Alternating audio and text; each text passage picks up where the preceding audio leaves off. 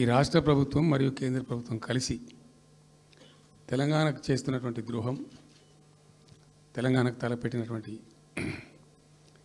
దుర్మార్గమైనటువంటి విధానం మీదనే చర్చ జరిగింది. దీని కథ ఏంటంటే చాలామందికి తెలియదు, అవగాహన కూడా ఉండదు. కొత్త తరం వాళ్ళకైతే అసలు తెలియదు. ద రీజన్ వై ఈజ్ సమైక్య ఆంధ్రప్రదేశ్లో అత్యంత దారుణమైనటువంటి వివక్షకు గురైన జిల్లా పాత మహబూబ్ నగర్ జిల్లా. చాలా చాలా దారుణానికి.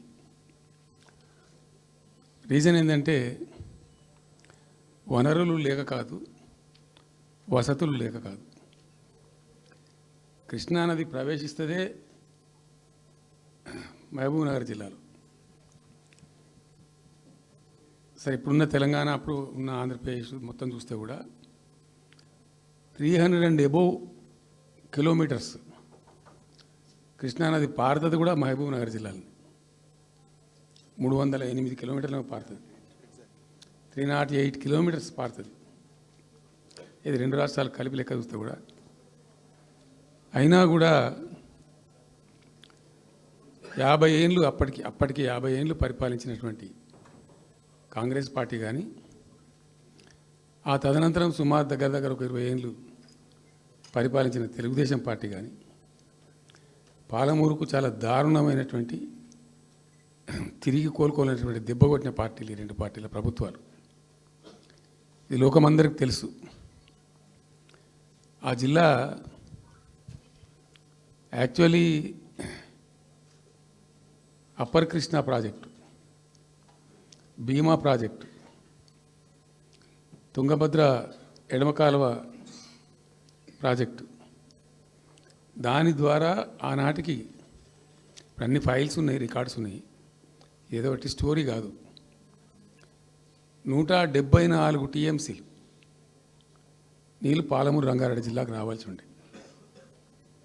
పాలమూరు జిల్లాకు ఆనాటి ప్రతిపాదిత ప్రాజెక్టుల ప్రకారం రావాల్సి ఉండే. ఆంధ్రప్రదేశే ఏర్పాటే తెలంగాణ పాలిట పెనుశాపం. కొంతమందికి నచ్చదు, కానీ పెనుశాపంగా పరిణమించింది ఆంధ్రప్రదేశ్ రాష్ట్ర ఏర్పాటు. మొత్తం తెలంగాణకు, అందులో మోర్ స్పెసిఫికల్లీ మహబూబ్ నగర్ జిల్లాకు జరిగినటువంటి తీవ్రమైనటువంటి అన్యాయం. ఎస్ఆర్సి యాక్ట్ అంటే స్టేట్ రీఆర్గనైజేషన్ యాక్టు స్పష్టంగా చెప్తుంది, ప్రతిపాదించబడి ఆల్రెడీ శాంక్షన్ అయ్యి జరుగుతుండే ప్రాజెక్టులు, కంటెంప్లేట్ చేసి ఉన్న ప్రాజెక్టులు, వాటిని మార్చకూడదు, అవి కొనసాగించాలి. ఆ చట్టం ఉండగా కూడా వాటి అన్నిటిని కాదని వీటిని మొత్తం అబాండన్ చేసి పడేసిండ్రు. సహజం, రాజకీయాల్లో గెలుపులు ఉంటాయి, ఓటములు ఉంటాయి, ప్రభుత్వాల మార్పిళ్ళు ఉంటాయి, జరుగుతాయి. కానీ ఎంత తెలుగు తక్కువ దద్దమ్మ ప్రభుత్వం వచ్చినా, నెక్స్ట్ సక్సెసివ్ గవర్నమెంట్ ఎవరు వచ్చినా, రాష్ట్ర ప్రయోజనం కదా ఒక ప్రాజెక్ట్ అంటే. ప్రజలకు నీళ్ళు వచ్చేది కదా, ప్రజలు బ్రతికేది కదా, దాన్ని కొనసాగిస్తారు. ఇప్పుడు ఒక్క తట్టెడు మట్టి కూడా తీయలేదండి. మా గవర్నమెంట్ పోయిన తర్వాత పాలమూరు ఎత్తిపోతల పథకంలో ఒక తట్టెడు మట్టి కనీసం నేను తీయలే. మరి దాన్ని ఎందుకు అబాండన్ చేసినరో, దాని వెనక ఏం ఉద్దేశం ఉందో, ఇంత నిష్క్రియాపరత్వం ఏంది, ఇంత దారుణమైంది. 2 నెట్ సంవత్సరాలు గడిచిపోయినాయి. ఇప్పుడు మేము గమనిస్తున్నాం. మధ్యలో ఏమైంది, కేంద్ర ప్రభుత్వంతో తమాషా. బీజేపీ మొదటి నుంచి మాకు తెలంగాణకు శని అయింది. అది ప్రతిదాన్ని వ్యతిరేకించడమే. ప్రతిదానిగా చంద్రబాబు ఎన్డీఏలో చేరడం, ఆయన మాటలు పట్టుకొని వ్యతిరేకించడం, అడ్డంగా ఇష్టం వచ్చిన పద్ధతిలో. మేము బాగా కొట్లాడినా. మేము ఉన్న రోజులు అనేకమైనటువంటి పోరాటాలు చేసినాం. చేసి దాన్ని ఎప్పటికప్పుడు సాధించుకున్నాం. అనుమతులు కానీ ఇంకోటి కానీ మొత్తం 9-10 అవసరం పడతాయి. అందులో 6 అనుమతులు ఆల్రెడీ వచ్చేసినాయి. Main environmental impact, environment assessment కమిటీది అదే మెయిన్ అసలు ప్రాజెక్టుకు లైఫ్ లైన్. దాని మొత్తం అనుమతులు వచ్చేసినాయి. దాని తర్వాత మిగిలిన అనుమతులన్నీ లాంఛనమే, ఇక ఇచ్చేయాల్సిందే. అది ఇచ్చిందంటే అటువంటి అతి ముఖ్యమైనటువంటి అనుమతి కూడా తెచ్చినాం, అన్నీ తెచ్చినాం. అన్నీ వచ్చిన తర్వాత కేంద్ర ప్రభుత్వం మన చంద్రబాబు నాయుడు ఎంపీలు అవసరం ఉంది కదా అక్కడ వాళ్ళకు. ఇప్పుడు ఇద్దరు ఎంపీలు అవసరం కదా, నితీష్ కుమార్, చంద్రబాబు నాయుడు. దానికోసం బీజేపీ ఎంతకైనా దిగజారుతుంది. ఆడ ప్రభుత్వం నిలబెట్టుకోవాలి కాబట్టి ఎంతకైనా దిగజారి ఆయన మాట పట్టుకొని డిపిఆర్ను వాపసు పంపించారండి. మేము ఉన్న రోజులు రాలే డిపిఆర్ వాపసు, అనుమతులు తెచ్చిన ఉంటాం మేము. ఇంకా డిపిఆర్ వాపసు వస్తే భూమి ఆకాశం ఒకటి చేయాలా రాష్ట్ర ప్రభుత్వం? ఎంత లొల్లి చేయాలా, ఎంత హడావుడి చేయాలా? ఆల్ పార్టీ డెలిగేషన్ తీసుకుపోవాలి. అవసరం వస్తే మేము వడ్లు కొనకపోతే పోయి ఢిల్లీలో ధర్నా చేసినామండి. మేము అప్పుడు మా గవర్నమెంట్ ఉన్నప్పుడు రైతులు పండించిన పంట కొనకపోతే యావత్తు ఎమ్మెల్యేలు, క్యాబినెట్ అందరం పోయి ఢిల్లీలో ధర్నా చేసి కేంద్ర ప్రభుత్వం మెడలు వంచినాం. మేము 80 లక్షల టన్నులు మనకి తీసుకుంటామనేటువంటి ఒప్పందం మీద సంతకం చేయించుకొని వచ్చినాం. వడ్లు కొనిపించినాం ఎఫ్సిఐతోని. మామూలు వడ్లు కొనకపోతేనే మేము అంత అడావుడి చేసిపోయినాము. కానీ ఒక ఇంత పెద్ద ప్రధానమైన 3 జిల్లాలకు సంబంధించిన ప్రాజెక్టు డిపిఆర్ వాపసు పంపిస్తే వీళ్ళు కుయ్యలేదు, కుట్టుకోలేదు, వాళ్ళకి చెప్పని కూడా చెప్పలేదు. తెలియదు ఎవరికి బయట. జస్ట్ దేవర్ ఇంకా బాధాకరమైన అంశం ఏంటంటే అసలు 170 టీఎంసీలకు దాదాపు మేము ఏమి చేస్తే బ్రిజేష్ ట్రిబ్యునల్ నడుస్తుంది కదా. దీనిలో ఎట్లుంటుందంటే ఇంకో విషయం అండి, దీన్ని స్పష్టంగా చెప్తున్నాను, మళ్ళీ కన్ఫ్యూజన్ వద్దు. దేశంలో ఒక కొత్త రాష్ట్రం ఏర్పడితే దానికి కొన్ని సంక్రమణలు ఉంటాయి. నీళ్ళెన్ని రావాలి, బలాన్ని ఎంత రావాలి, ఫలాన్ని ఎంత రావాలి అని కొన్ని సంక్రమిస్తాయి ఆటోమేటిక్గా. అది ఎస్ఆర్సీ యాక్ట్. భారతదేశంలో ఇనీషియల్గా ఉన్నాయి 14 స్టేట్సే.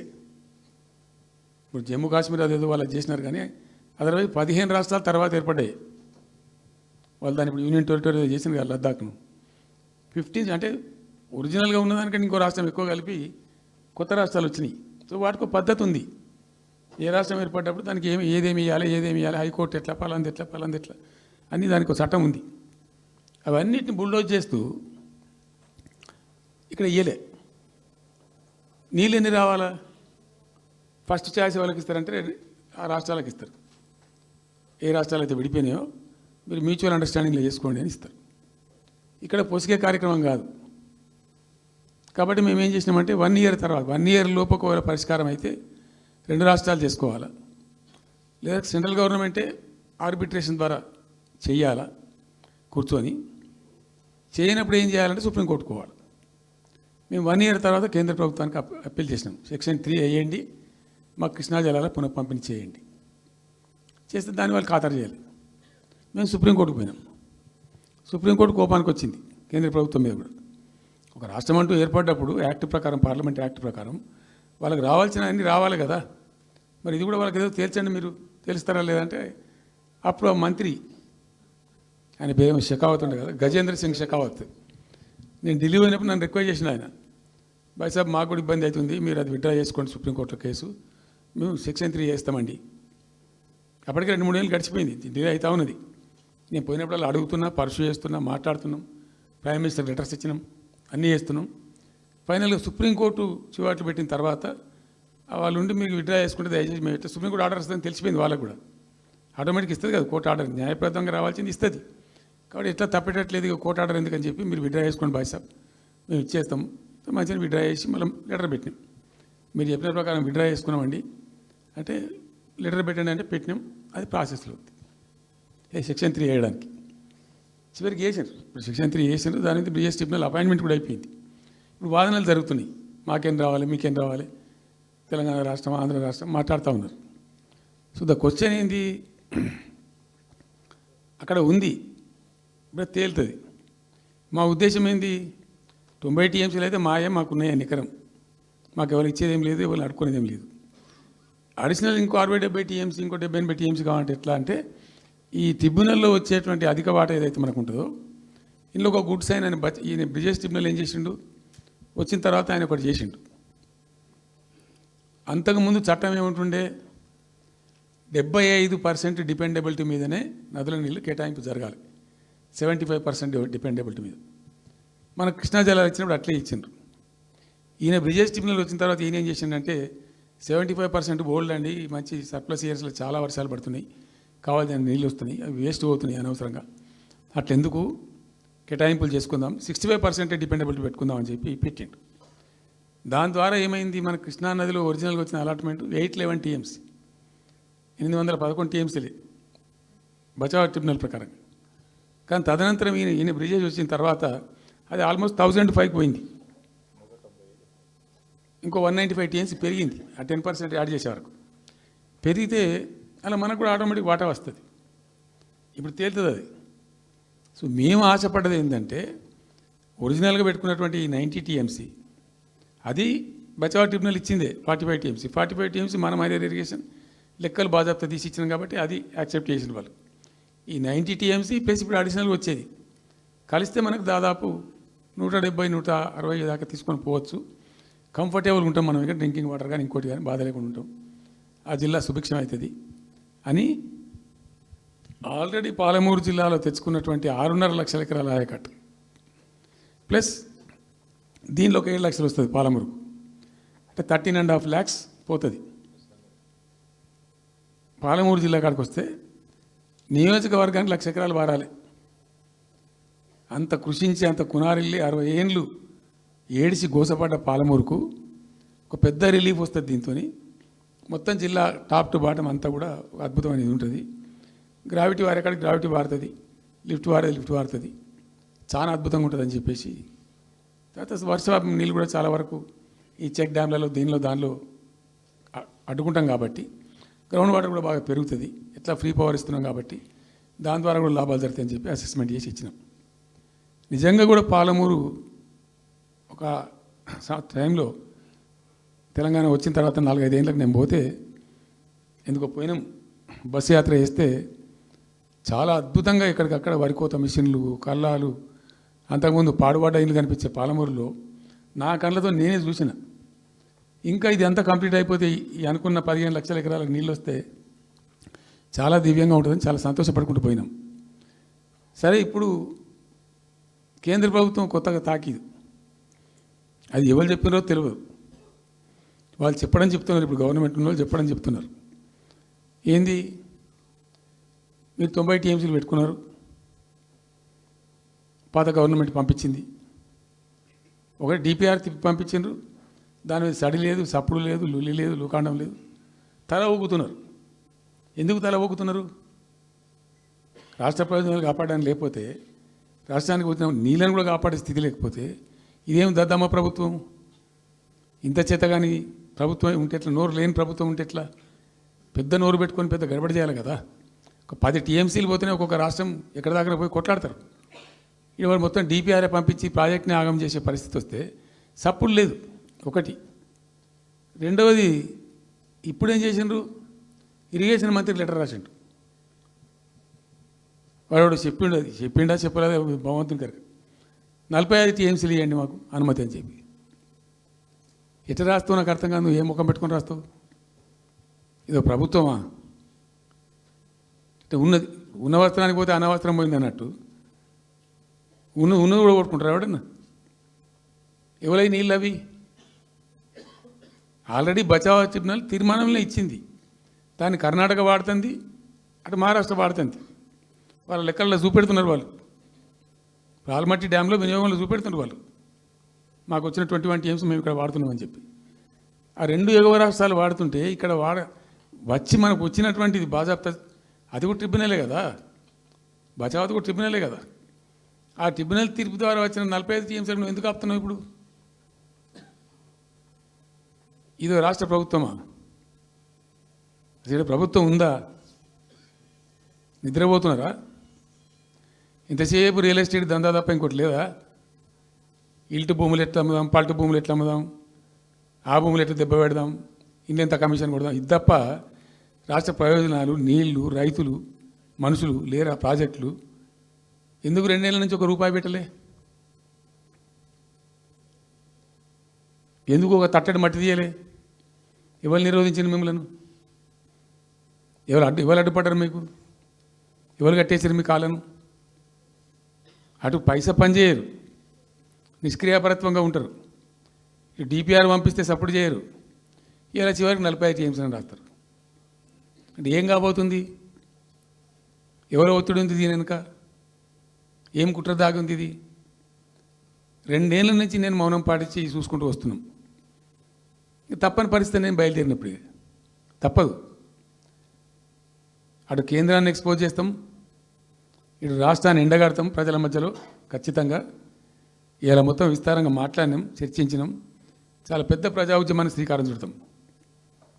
కంపల్సరీ పాలమూరు, రంగారెడ్డి, నల్లగొండ జిల్లాలలో గ్రామ గ్రామాన దానికి పోస్టర్ డిజైన్ అవుతుంది, కరపత్రం డిజైన్ అవుతుంది. ప్రజా ఉద్యమాలు చేస్తాం, పెద్ద బహిరంగ సభలు పెడతాం. నేను స్వయంగా అటెండ్ అవుతున్న బహిరంగ సభలకు. ప్రజాక్షేత్రంలో ఈ ప్రభుత్వం యొక్క నిష్క్రియ పరత్వాన్ని ఎండగడతాం. ఇప్పుడు వాయిస్ అయితే తెలంగాణకు, మరి తెలంగాణకు ఉన్న ప్రభుత్వం మాట్లాడకపోతే ఇంకెవరు మాట్లాడాలా? మాకు 2 బాధ్యతలని, ఒకటి తెలంగాణ తెచ్చిన పార్టీగా, రెండవది ప్రధాన ప్రతిపక్షంగా కూడా కంపల్సరీ మా డ్యూటీ మేము చేయాలి. అందుకోసం గాను వీళ్ళు ఏదో తమాషకు మేము అదోటి అడ్డం పొడుగు మాట్లాడి, కిరికిరి మాటలు మాట్లాడి, ఈ కారు కూతలు కూసి ఏదో చేస్తామనుకుంటే నడవదిగా. ఈ ఏళ్ళ దాకా వేరే కథ, రేపటి నుంచి వేరే తోలు తీస్తాం ఎక్కడికక్కడ. ప్రజలు ఖచ్చితంగా ఎక్కడికక్కడ నిలబెట్టే ప్రయత్నం చేస్తాం. అడుగున చెక్ చేస్తాం, ప్రతి విషయంలో చెక్ చేస్తాం. Sufficient time we have given. మేము తొందరపడి మేము ఎందుకు కన్నెర్రయ్యి మా ప్రభుత్వం పోయింది వీళ్ళు వచ్చిండ్రు అనేటువంటి ఒక పిచ్చి అయ్యి అట్లా మేము చేయలే, అటువంటి వాడికి పోలే. ఇష్యూల మీద పోరాడుతున్నాం, ఒకే ఫీజు రియంబర్స్ మీద పోరాడుతున్నాం, ఇంకోటి పోరాడుతున్నాం. రకరకాల భూదందాల మీద, దోపిడీ మీద, లగచర్ల మీద, గిగచర్ల మీద పోరాడుతున్నాం. పార్టీ కొట్లాడుతున్నది, తప్పకుండా తప్పదు కాబట్టి కొట్లాడుతాం. ఇప్పుడు మొత్తం మొదటికే ముప్పొచ్చే పరిస్థితి ఉంది.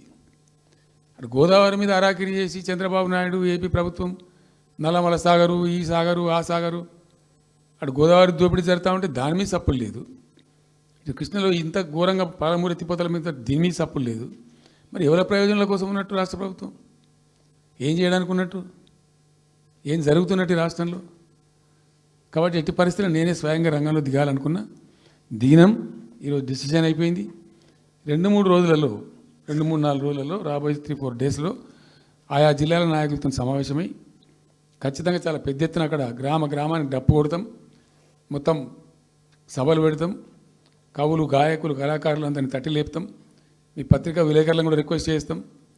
అక్కడ జరిగే అన్యాయాన్ని, ప్రజలకు జరిగేటువంటి అన్యాయాన్ని, ఈ జలదోపిడిని అరికట్టాలని, ఈ కేంద్ర ప్రభుత్వం అవలంబిస్తున్న విధానాన్ని కూడా తప్పకుండా చేస్తాం. ఇన్ని రోజులు ఒక రకంగా పోయినాం, కానీ తప్పేటట్లేదు. ఇప్పుడు ఎవరితోనైనా సరే కొట్లాడతాం, తెలంగాణ కోసం భయపడం, యాందాకాయన పోతాం, ఈ కొండ మీద గోపైనా సరే కొట్లాడతాం, తప్ప ఇడిచిపెట్టాం. ఇక్కడ ఏమి ముఖాలు చూసేది కానీ ఇంకోటి కానీ నైసిటీస్ ఏమి లేవు. There is no necessity at all. We'll fight, డెఫినెట్గా ఫైట్ చేస్తాం. ఎందుకంటే రక్షించుకోవాలి, రాష్ట్రం యొక్క హక్కులు రక్షించుకోవాలి, నీళ్ళు రక్షించుకోవాలి, రాష్ట్ర ప్రజల ప్రయోజనాలు రక్షించుకోవాలి. ఈ విధంగా ఇప్పుడు మా కళ్ళ ముందే జరిగినటువంటి దీనిలో ఈ దుర్మార్గంలో ఎట్లా మౌనం పాటిస్తాడు కేసీఆర్? ఎందుకు మౌనంగా ఉంటాం? ఎవరి కోసం ఉంటాం? ఎందుకోసం ఉండాలి? కాబట్టి అరాకిరి ముచ్చట్లు కావు. ఇష్టం వచ్చినట్టు మాట్లాడి, ఇష్టం వచ్చినట్టు ఆల్తు ఫాల్తు కూతలు కూసి ఏదో చేస్తామంటే అది జరిగేది కాదు, జరగనియం. రెండవది, ఈ ప్రభుత్వం కూడా సర్వభ్రష్ట ప్రభుత్వం, సర్వంలో భ్రష్టమైంది. మేము చెప్తా, బీజేపీ కథ కూడా చెప్తా. ఎందుకు చెప్పా? డెఫినెట్గా చెప్తాం. అరే నువ్వు మా ఇంట్లోకి వచ్చి మాకు దోసుకపోతా అని ఊరుకుంటామే? నాకు అర్థం ఎవరైతుంది? ఏమైనా ఉండొచ్చు కాక, ఏమైనా ఉండకపోవచ్చు కాక, నీ జేబు చేయబెట్టి పైసలు గుంజుకుంటా అంటే ఊరుకుంటామా? శాతరాన్ని కడికైతే కొట్లాడతాం కదా. యాక్చువల్లీ ఒక పద్ధతిలో ఈ రాష్ట్రం ఒక క్రమ పద్ధతిలో మంచిగా ముందుకు పోతూ ఉంటుంది. సంక్షేమం విషయంలో కానీ, అభివృద్ధి విషయంలో కానీ, పారిశ్రామికీకరణలో కానీ, ఐటీ రంగంలో కానీ, క్రైమ్ తగ్గించడంలో కానీ, లా అండ్ ఆర్డర్ మెయింటైన్ చేయడంలో కానీ ఒక మంచి పద్ధతిలో పోతూ ఉంది. ఇవాళ ఏందండి, జంట నగరాలలో పట్టభాగాలు నడి రోడ్డు మీద హత్యలు జరుగుతున్నాయి, అడిగే దిక్కు లేదు. మానభంగాలు జరుగుతున్నాయి, రేపులు జరుగుతున్నాయి. ఎన్సీఆర్బీ రిపోర్ట్ ప్రకారంగా 20% క్రైమ్ రేట్ పెరిగింది తెలంగాణలో. పీస్ఫుల్ స్టేట్ ఉండే, ఫ్రెండ్లీ పోలీసింగ్ ఉండే, అవన్నీ ముఖ్యమైపోతున్నాయి ఇవాళ తెలంగాణలో. చూస్తున్నాం మేము మౌనం పాటించడానికి చూసుకుంటూ గమనించుకుంటూ రికార్డు చేసుకుంటూ అని చర్చ చేస్తున్నాం ఎప్పటికప్పుడు. పెరిగిపోయినాయి. వాగ్దానాలు ఏంటంటే వీళ్ళు చేసినాయి. మంచిగా ఉన్న ప్రజలను, మాకు ఓటేసే ఉద్దేశంలో ఉన్న ప్రజలను పచ్చి అబద్ధాలు టెంప్ట్ చేసి మోసం చేసి ఈ రాష్ట్ర ప్రజానీకాన్ని మోసం చేసి దొంగ మాటలు చెప్పి మాయ మాటలు చెప్పి అర్రాస్ పాటలు వాడినట్టు వాడినండి. వేలం పాట వాడినట్టు. కేసీఆర్ 10,000 ఇస్తాడు రైతు బంధుకు, మేము 15,000 ఇస్తాం. మహిళలకు 2,500 ఇస్తాం. కేసీఆర్ కళ్యాణ లక్ష్మి ₹1,00,000 ఇస్తాడు, మేము తులం బంగారం కల్పిస్తాం. మీరు పెళ్లిళ్ళు చేసుకోకుండా ఆపుండ్రి. ఇదే ప్రభుత్వం మీరు చెప్పినటువంటి మాటలు పెళ్లిళ్ళు చేసుకుంటూ ఆగిపోండి. మీరు నవంబర్లో వేసుకునే బదులు డిసెంబర్లో వేసుకుంటే తులం బంగారం కూడా వస్తుంది. ఉపన్యాసాలలో చెప్పినండి, మా దగ్గర ఉన్నాయి ఆ క్యాసెట్లని. ఇంకేం చెప్పినారు? పెన్షన్ తీసుకునే ముసలి ఎవరైతున్నారో నవంబర్లో తీసుకోకుండా డిసెంబర్లో 4,000 వస్తుంది. తెల్లారే ఇంకేం మాట్లాడిండ్రు? ఏంటిది అది? 2 లక్షల రుణమాఫీ అని నరికిండ్రు. ఉరుకుండ్రి బ్యాంకుల పంట పోయి జల్దీ తెచ్చుకోండి. ఇక ఒక్కటి కాదు, అట్లా అర్రాస్ పడవాడినట్టే. చివరికి విద్యార్థులకు, పాపం పేద విద్యార్థులకు ఇండియా ఒక స్కూటీలు కాదా బాబు, చాలా ఉన్నాయి. శాంతాడంత లిస్ట్ 420 హామీలని చాలా ఉన్నాయి. నేను కొన్ని హైలైట్ చేసి చెప్తున్నాను. టెంప్ట్ చేయడంలో ఫర్ ఎగ్జాంపుల్ ఇప్పుడు ఇండియా మొత్తంలో ఎక్కడ ఇయ్యరండి. మేము మొత్తం కూడా 100% సమ్మిళితమైన అభివృద్ధితో మేము ముందుకు పోయినాం. ఇట్లా ఏకపక్షంగా ఏకోన్ముఖంగా పోలే. మేము ఆల్ ఫ్రంట్స్ కవర్ చేయాలని చూసినాం. పేద పిల్లలు ఉంటారు, వాళ్ళకి పాపం విదేశీ విద్య లేక సీట్ వస్తుంది. చదువుకోవాలని ఆశపడతారు, పోలేరు. వ్యక్తిగతంగా మమ్మల్ని అడిగితే మేము పార్టీగతంగానో వ్యక్తిగతంగానో చేసేది కొంతమేరకు. పాలసీగానే ఎందుకు చేయకూడదని చెప్పి ఆలోచించి 20 లక్షల రూపాయలు ఇచ్చింది. ఎస్సీ ఎస్టీ పిల్లలు పోతే వాళ్ళకి అంబేద్కర్ పేరు అని పెట్టినాం. బీసీ అబ్బాయిలు అమ్మాయిలు పోతే వాళ్ళకు జ్యోతిబా పూలే అని పేరు పెట్టినాం. రకరకాలుగా మొత్తం మీద వాళ్ళకి 20 లక్షల రూపాయలు ఇచ్చినాం. అంటే ఎట్లాంటి ఇష్టం వచ్చినట్టు అది కూడా పెంచుతాం. కేసీఆర్ 10 లక్షలు ఇస్తే మేము 12 లక్షలు ఇస్తాం. దళిత బంధు ఇట్లా ఎన్నండి ఇష్టం వచ్చిన అంటే నోటికి మొక్కాలిగా. అది కూడా 100 రోజుల లోపలనే ఇస్తాం. ఆ కార్డులు వంచుడు, సంతకాలు పెట్టి బాండ్ సంతకాలని ఇంటింటి కార్డులు వంచి మొత్తం చెడగోపం పెట్టారు. దిక్కుమాలిన దరిద్రం అంతా నెత్తిన పెట్టి కంప్లీట్ ప్రజలను టెంప్ట్ చేసి ఇలా వడ్లు కొంటలేరండి.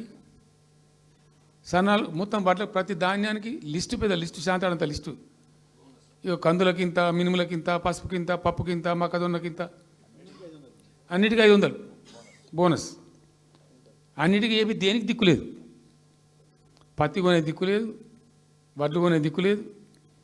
ప్రైవేట్గా అమ్ముకుంటారు, దోపిడికి గురి అమ్ముకుంటారు. పాపం ఏడ్చుకుంటూ కన్న నీళ్ళు కుక్కుంటా. చివరికి వస్తే యూరియా సప్లై చేసే తెలివితేటలు లేవానండి. మా గవర్నమెంట్ ఉన్నప్పుడు రైతులు గ్రామాలలో ఒక ఆటో రిక్షాకి డబ్బులు ఇచ్చి 10 బస్తాలు తెచ్చి బాబు అంటే తెచ్చి ఎడ పడేసిపోతుండే వాడు పొలం కాడ. ఇవాళ రైతులు రోజుల తరబడి, గంటల తరబడి చెప్పులు పెట్టి, బీఆర్ఎస్ లేకముందు చెప్పుల లైన్లు ఉండే, బీఆర్ఎస్ ఉన్న రోజులు చెప్పుల లైన్లు మాయమైనవి. మళ్ళీ ఇప్పుడు కాంగ్రెస్ రాగానే మళ్ళీ ఇప్పుడు చెప్పుల లైన్లు స్టార్ట్ అయిపోయినాయి వరుస పెట్టి. మళ్ళీ ఇప్పుడు ఏందో యాపో బోపో తెచ్చిండ్రు. అది ఒత్తితే నడచలేదు, పిక్తలేదు. అది ఏ ఎరువు బస్తాకు యాప్ ఎందుకైనా నాకు అర్థం కాదు. ఇంకా ఆ యాప్లో కూడా నాకు పూర్తిగా తెలియలేదు. నేను రాత్రి కూడా చెప్పే ఆ యాప్లో ఏముంటుందట. ఇప్పుడు నాకు పట్టుందా, అది ఎన్ని మాటలు ఇస్తారట. సపోజ్ నాకు 3 ఎకరాలు ఉంది. 3 ఎకరాలు ఉంటే ఎకరానికి 2 బస్తాలు చొప్పున 3 సార్లు ఇస్తారట. అది అంటే 3 సార్లు పోవాలి. ఇక యాడికి పోవాలో నాకే తెలియదు. ముఠమూల యాపే దొరకదు కాలబెట్టి. అది ఏదైనా చదువుకుని పూరాన్ని పెట్టుకొని విని పట్టుకొని తిప్పలు పడదామంటే కూడా ఆ యాప్ ఒత్తితే ఏం కనబడుతుందట. యాప్ ఒత్తితే ఏం కనబడుతుందట. ఏ గోదాంలో ఎరువులు అని చెప్తారట. అంటే ఇలా గజ్వేల్లో చెప్తారు, రేపు సిద్దిపేటలో చెప్తారు, ఎల్లుండి సిరిసిల్లలో చెప్తారు. ఏ గోదాం పోవాలి, ఎటు పోవాలి? ఇంతకన్నా జోక్ ఉంటుందా? రైతులకు మండల కేంద్రంలో ఎరువుల దుకాణం ఉంటుంది, తప్పితే వాళ్ళ తాలూకా కేంద్రంలో ఉంటుంది ఎక్కువ. అలా సాగుకారు ఉంటాడు, ఇచ్చేటోడు ఉంటాడు, అప్పిచ్చేటోడు ఉంటాడు. మనం బాగా విస్తరించామమ్మా. నేను ఏమంటున్నానంటే 7,100 కొనుగోలు కేంద్రాలు పెట్టినాం కదా, వాళ్ళ ఊర్లో పోయి కొన్నాం కదా, ధాన్యం నెత్తిన పెట్టుకొని వాళ్ళ అంగడికి వచ్చి ఈ మార్కెట్ మన కూడా బంద్ చేసినాం కదా. అసలు రైతు సెంట్రిక్గానే మన పరిపాలన ఉండే కదా కంప్లీట్గా. అని మొత్తం సాప్ పట్టేసారు. ఇప్పుడు అరాసపాడలు వాడి 2 సార్లు రైతు బంద్ ఎగ్గొట్టిండ్రు.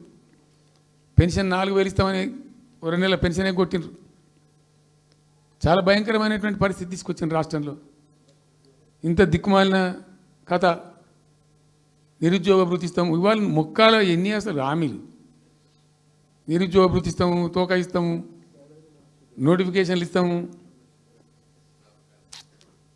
జాబ్ క్యాలెండర్లు ఇస్తాము, విద్యా భరోసా కార్డు. ఇక వాడు చూసేవాడు అడ్డంపడే అయితే ఓటేసారు జనం. జరిగింది ఏంది? టెంప్ట్ అయిపోయినారు. ఏమైందంటే యాక్చువల్లీ ఫ్యాక్ట్ ఏంటంటే ఇదే తెలంగాణ భవన్లో ఎన్నికలకు పోతున్నాం 2014. ఎన్నికల కమిటీ, హామీల కమిటీ ఒకటి ఉండే, మేనిఫెస్టో కమిటీ. అది రాస్తాను. దానిలోకి 2-3 రిటైర్డ్ ఐఏఎస్ అధికారులు కూడా ఉండేటప్పుడు ఒక సందర్భం వస్తే నేను అడిగిన, అసలు మనం పెన్షన్ ఎందుకు ఇస్తాం ప్రజలకు? Why do you give pensions at all? ఎందుకు ఇవ్వాలి అసలు? దానికి ఒక పరమార్థమో పర్పస్ ఉందా? అగాధం పట్టుకొని ఇట్లా పంచిపెట్టుడా ఏంది అసలు? మీ ఉద్దేశం ఏంటి సార్ అన్నారు. అనుకోకుండా దురదృష్టవశాత్తు కొందరు డెస్టిట్యూట్స్ అవుతారు, కొందరు ఫిజికల్ హ్యాండిక్యాప్డ్ అవుతారు. ఇలా మంచిగానే ఉన్నాం, ఏమో ఏమైనా ఒక యాక్సిడెంట్ అయితే కథం తెల్లారి మనం వికలాంగుడు అయిపోతాం, కదలలేని పరిస్థితికి వచ్చేస్తాం. రకరకాలు ఉంటాయి. వృద్ధాప్యం వస్తే పాపం వాళ్ళ పిల్లలు చూసి చూడకపోయారు, కొంతమంది పట్టించుకొని లేని వాళ్ళు ఉంటారు. అట్లాంటి వాళ్ళకు, అనాథలకు, ఆర్ఫన్స్కు, డెస్టిట్యూట్స్కు, విధివంచితులకు ఇచ్చేది పెన్షన్. అది ఎందుకు? అదొక పరమార్థం ఉండాలి. వాళ్ళు బిర్యానీ తినకున్నా, పెద్ద గందరగోళం లేకున్నా కనీసం 2 పూటలు పప్పు పచ్చిపులిసిన అన్నం తిని వాంజాల వాడు పండుకుంటట్టు ఉండన్న ఆ మేరకు ఇవ్వండి అని చెప్పినాం. అప్పుడు ఒక ఆయన గోయల్ సాబ్ అని ఉండే ఐఏఎస్ ఆఫీసర్. ఆయన ఉప్పుకింత పప్పుకింత అని అన్ని రేట్లు లెక్కబెట్టి 670 రూపాయలు ఇస్తే సరిపోతుంది సార్ అన్నాడు. నేను గావాలకు ఇచ్చేదానికి కోసి చేయన్న ఒక 1000 రూపీస్ పెట్టు, పెద్ద కథ ఎందుకు అని 1000 చేసాం. దేనికన్నా కానీ 1000 రూపీస్ చేసినాం ఫస్ట్. సెకండ్ టర్మ్ నేను ప్రకటించిన, మళ్ళీ మేము గెలిపించుకొని ఈసారి గెలిస్తే వెంటనే 2000 రూపీస్ చేస్తామని చెప్పాను. మొదలు 1000 అన్నవాడు అడగలే, మా అంతటా మేమే సుమోటోగా మాట్లాడి చెప్పి డే 1 గవర్నమెంట్ ఇచ్చిన ఫస్ట్ క్యాబినెట్ని డిసైడ్ చేసి 1000 రూపీస్ పెట్టాం. 200 to 1000, 1000 to 2000 also first మంత్ని. Second టర్మ్లో మా గవర్నమెంట్ వస్తే ఫస్ట్ మంతే, ఏ మంత్లో గవర్నమెంట్ వచ్చినా అదే మంత్లో 2000 రూపీస్ చేసినాం, జనానికి అందించినాం. జనం కూడా ఏమనుకున్నారు, కేసీఆర్ 2 అన్నప్పుడు 4 అన్నట్టుగా ఇస్తాడు కావచ్చు. టెంప్ట్ అవుతారు పాపం, సహజంగా పేదవాళ్ళు కదా, లేని వాళ్ళు కాబట్టి. మనది కాదు సబ్జెక్ట్, అది కాదు కదా. ఈయన 2 ఇచ్చిండు కదా, 200 2000 చేసిండు, ఈడు తప్ప 4000 చేస్తాడేమో అనే ఆశలో మా కోటేసే ఉద్దేశం ఉన్న ప్రజలు కూడా ఈ మాయల పడి పాపం టెంప్ట్ అయిపోయి గోల్మాల అయిపోయి ఓట్లు వేసినారు. ఇలా తలలు బాదుకుంటున్నారు, తిడుతున్నారు, భయంకరమైన తిడుతున్నారు. నిన్న నేను హైదరాబాద్ వస్తున్నాను. నిన్న నేను ఫామ్ నుంచి బయలుదేరి వస్తుంటే ఒక 10 చోట్ల ప్రామిస్ చెప్తున్నాను. 10 ప్లేసెస్లో పక్క పండు వచ్చుకో, కానీ కార్లో కూర్చున్న 2 స్టీరింగ్ ఇచ్చిపెట్టి 2 చేతులు మీదకి పెట్టిండు. బాస్ మళ్ళీ మనం జల్దీ రావాలి, మనమే వస్తున్నాము, నెక్స్ట్ మనమే అని దుంకుతున్నాడు. ఆ మోటార్ బైక్స్ వేసేవాళ్ళు వాడు పక్కన పక్కన వచ్చి వాడు వచ్చి నెక్స్ట్ మనమే సార్ వచ్చేస్తున్నాం అంటారు, పోతుండ్రు.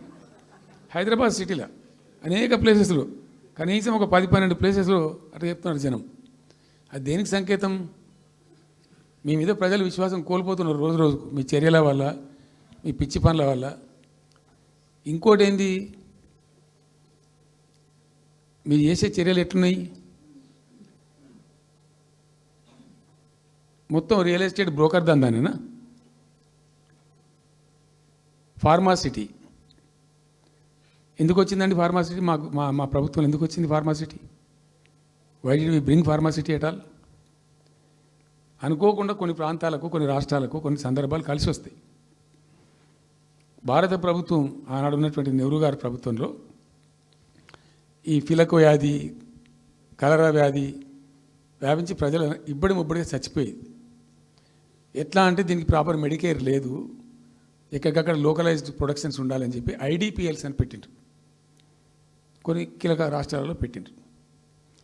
అందులో మన అదృష్టంకు ఆ టైంలో హైదరాబాద్ కూడా ఐడిపిఎల్ వచ్చింది.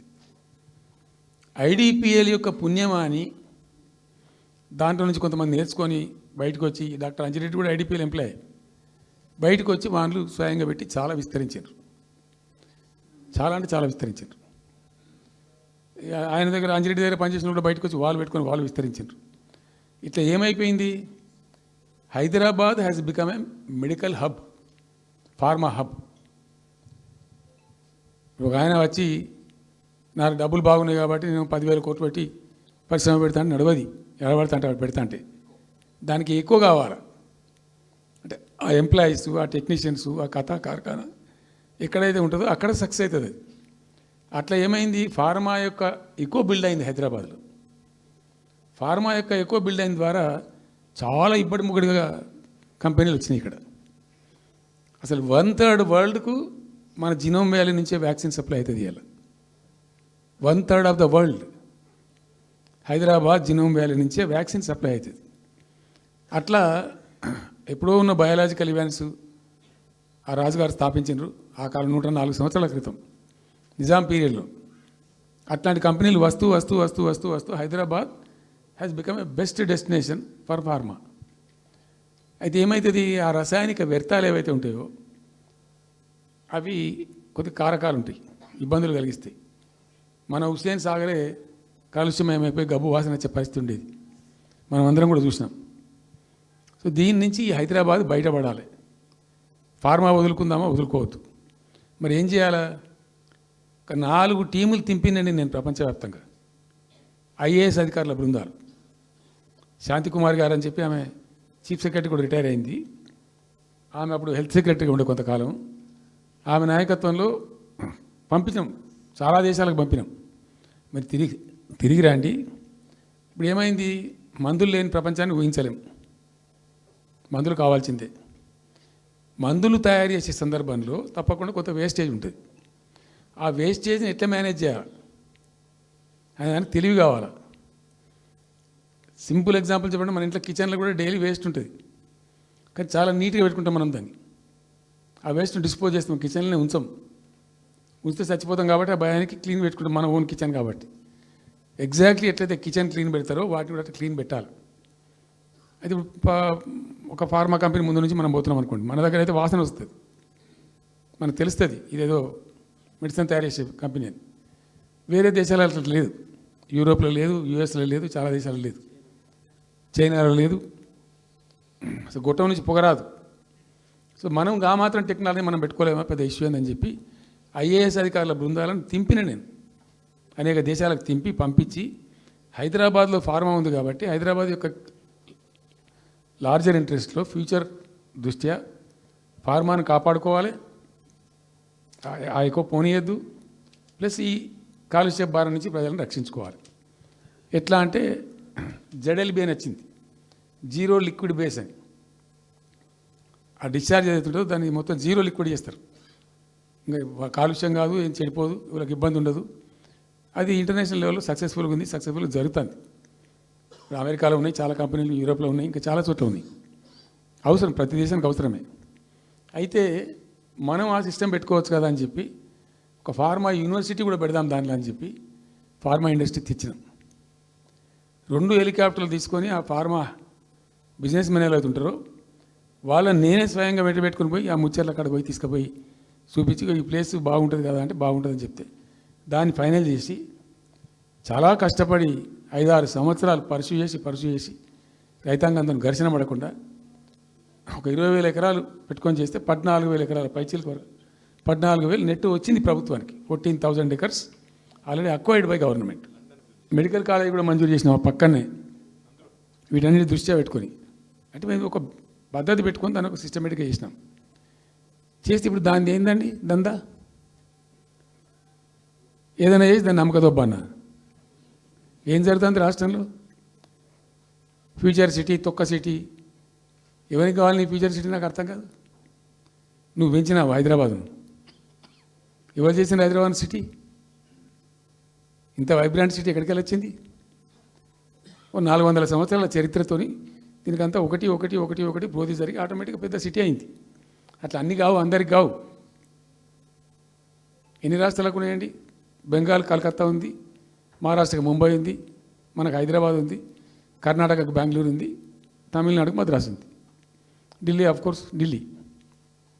వేరే రాష్ట్రాలకు లేవు కదా, 28 రాష్ట్రాలకు ఉండయి.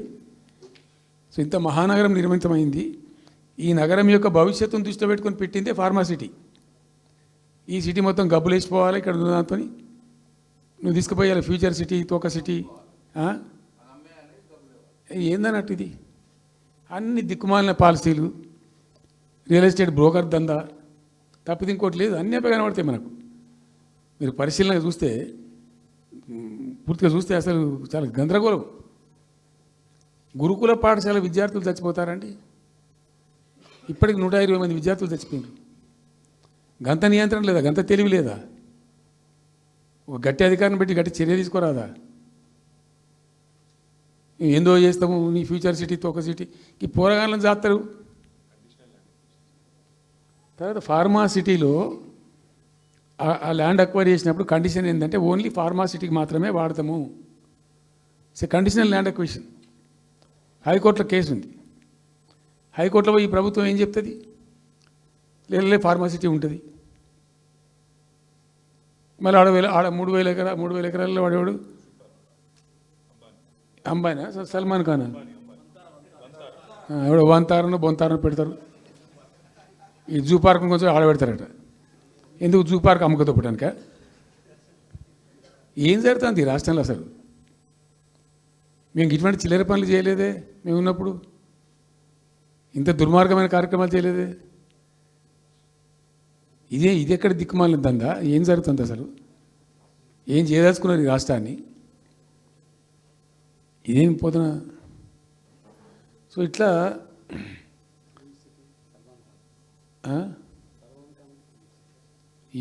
అది ఏందో.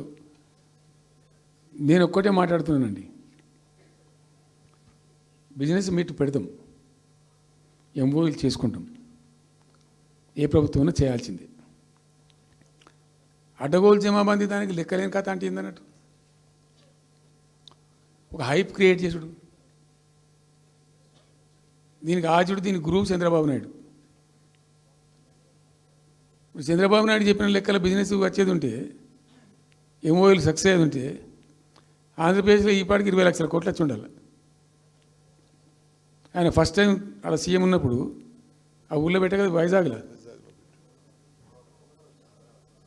అమరావతిలో కాదు వైజాగ్లో పెట్టిండు. వైజాగ్లో ఎవరు వెళ్ళి ఎంఓయూలు చేసిన వాళ్ళంటే వంట మనుషులు అని చెప్పిండ్రు. ఆ స్టార్ హోటల్లో ఉండే బయట వంట మనుషులు, వాడు ఎవడ సప్లై చేసేటోళ్ళు, వాడు వచ్చి కూర్చోపోయి సంతకం పెట్టే పెట్టిండు వాడు పాపం. అవునా అండి, పాపులర్ అయింది అది. ఇప్పుడు మరి ఎక్కడ ఆ పెట్టుబడులన్నీ ఎక్కడ చెప్పండి? ఆఖరికి 10,000 కోట్లు అన్న రావాలి. 15 లక్షల కోట్లు, 6 లక్షల కోట్లు, 8 లక్షల కోట్లు.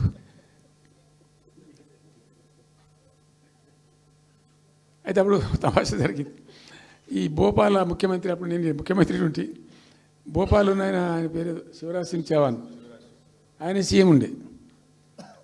ఆయన ఆ ప్లానింగ్, అదే ఇప్పుడు నీతి ఆయోగ్ ఉంది కదా, దానిలో సబ్ కమిటీకి ఆయన చైర్మన్.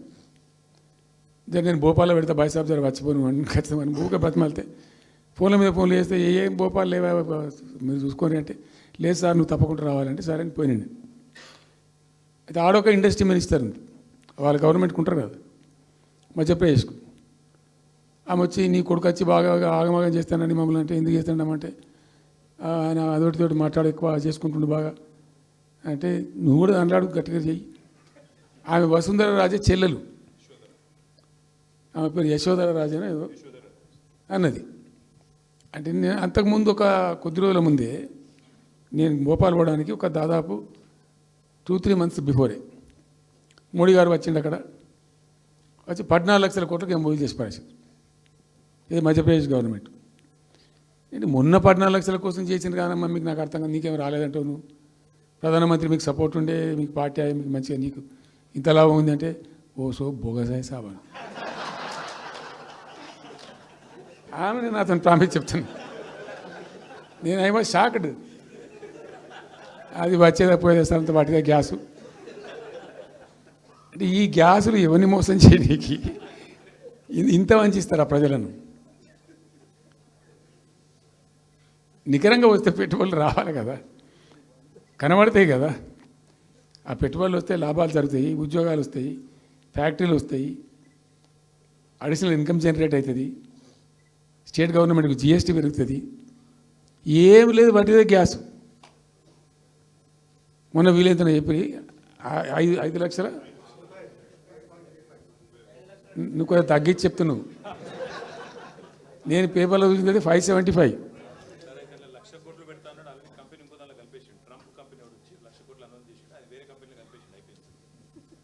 ఇట్లా ఇది ఏమి ట్రంప్ ఓడికి గింపి అంతా ఏం పంచాయతీ. ఇట్లా ఈ మోసాలు చేసి ప్రజలను ఎంతకాలం పంచిస్తారు? రియల్గా కాంక్రీట్ టర్మ్స్లో రియల్గా రావాలి, కృషి చేస్తే నిజంగా తండ్రాడాలి. మా గవర్నమెంట్ వచ్చిన నాడు హైదరాబాద్ నుంచి సాఫ్ట్వేర్ ఎక్స్పోర్ట్స్ 57,000 కోట్లు ఉండేనండి. మేము దాన్ని 2,47,000 దాకా తీసుకుపోయినాం.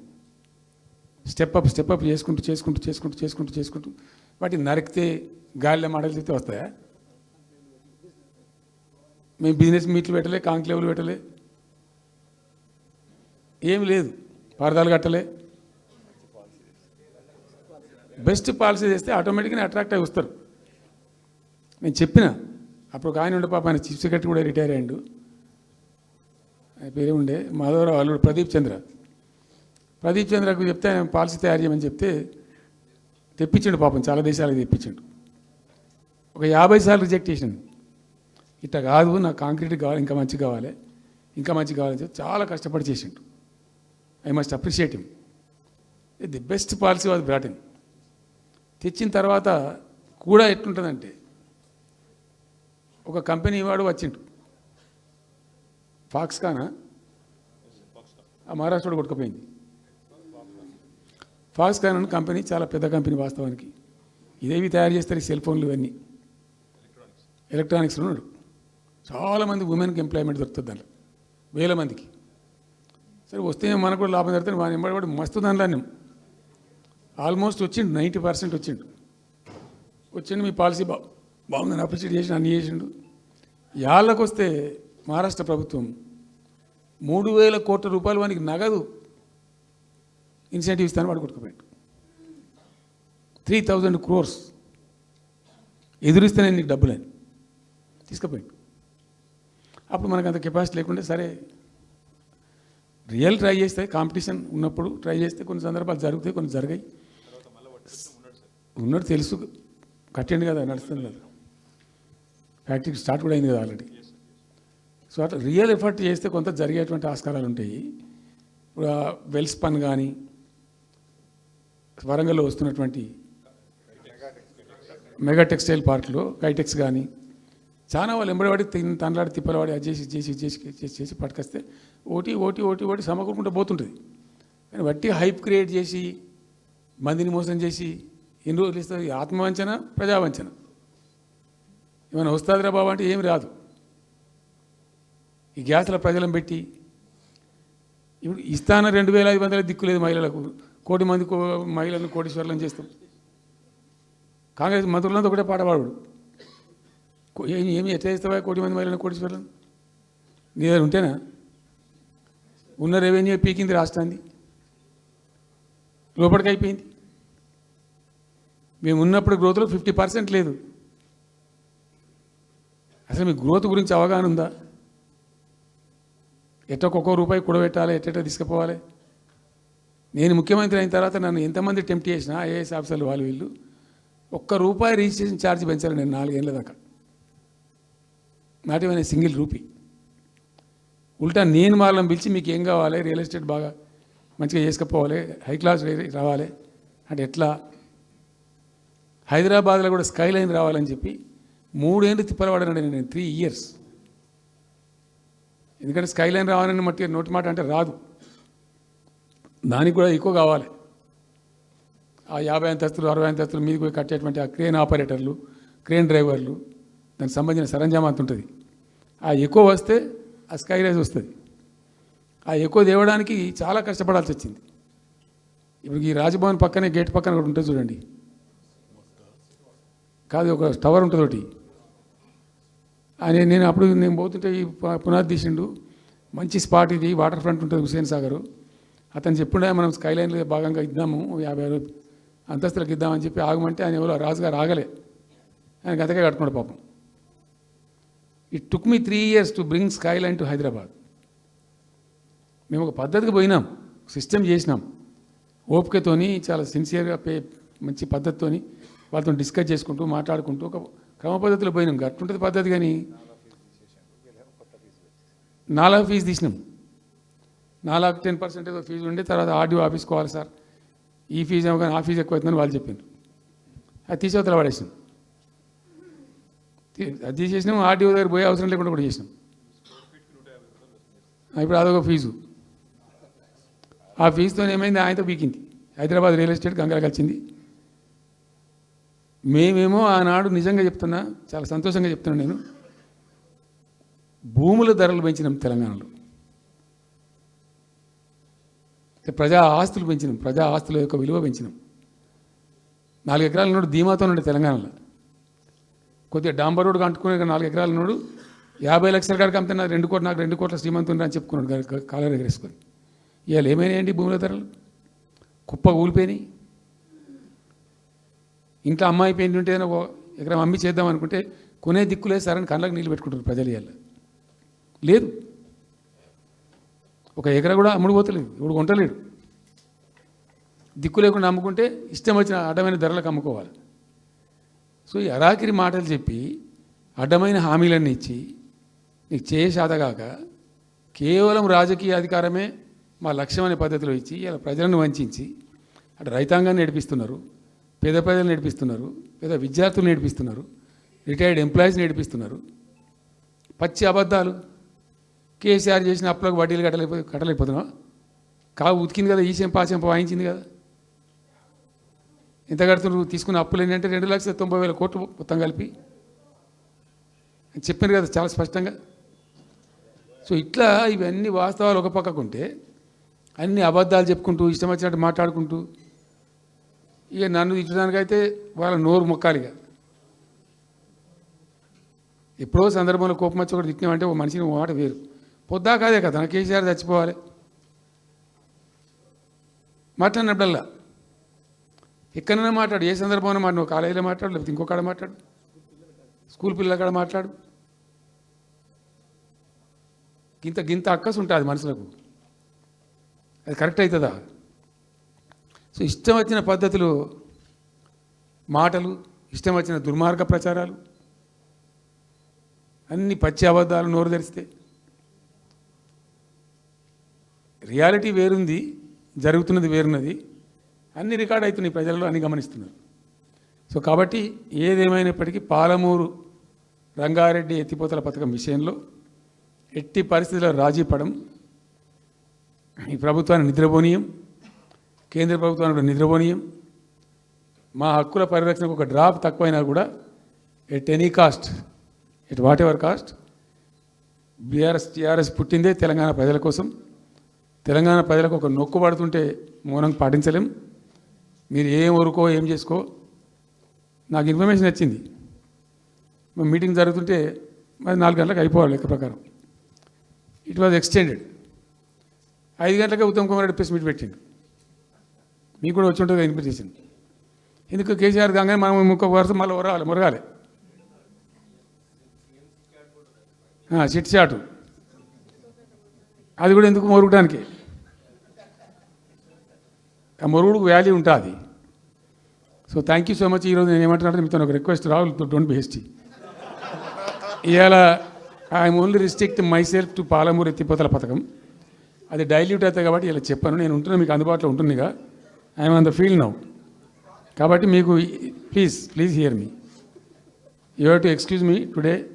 దానికే నేను రిస్ట్రిక్ట్ అవుతాను ఇలా. Any question 100 questions you put me, I will give you answer tomorrow or day after, any time.